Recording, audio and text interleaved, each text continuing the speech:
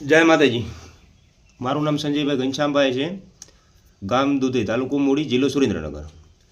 ખેડૂત ભાઈઓ, આજથી ને મેં 5-6 દિવસ પહેલાં અમારે અહીંથી ગામડેથી બાજુમાં એક એગ્રો આવેલો 4 કિલોમીટર રેન્જમાં છે।